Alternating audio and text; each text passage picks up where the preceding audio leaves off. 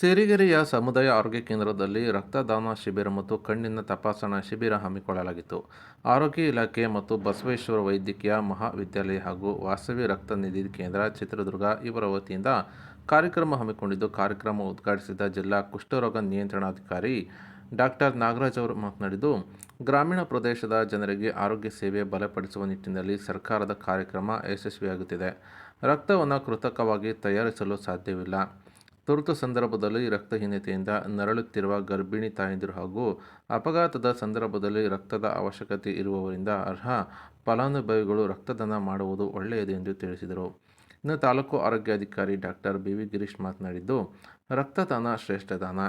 HIV ಪೀಡಿತರು, jaundice ಹಾಗೂ ದೀರ್ಘಕಾಲೀನ ಕಾಯಿಲೆ ಇರುವವರನ್ನು ಹೊರತುಪಡಿಸಿ 18 ವರ್ಷ ಮೇಲ್ಪಟ್ಟ ಆರೋಗ್ಯವಂತ ಗಂಡು ಮಕ್ಕಳು 3 ತಿಂಗಳಿಗೊಮ್ಮೆ ಹಾಗೂ ಹೆಣ್ಣು ಮಕ್ಕಳು 4 ತಿಂಗಳಿಗೊಮ್ಮೆ ರಕ್ತದಾನ ಮಾಡಬಹುದು ಎಂದು ತಿಳಿಸಿದರು.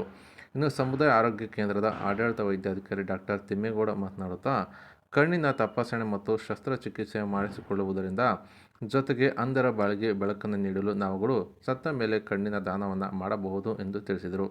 ಇನ್ನು ಶಿಬಿರದಲ್ಲಿ 57 ಜನ ತಪಾಸಣೆ ಮಾಡಲಾಗಿ 10 ಜನ ಕಣ್ಣಿನ ಪೊರೆ ಇರುವವರನ್ನು ಗುರುತಿಸಿ ಬಸವೇಶ್ವರ ವೈದ್ಯಕೀಯ ಮಹಾವಿದ್ಯಾಲಯದಲ್ಲಿ ಉಚಿತ ಶಸ್ತ್ರಚಿಕಿತ್ಸೆ ಮತ್ತು ಔಷಧೋಪಚಾರ ಒದಗಿಸಲಾಗುವುದು ಎಂದು ತಿಳಿಸಿದರು.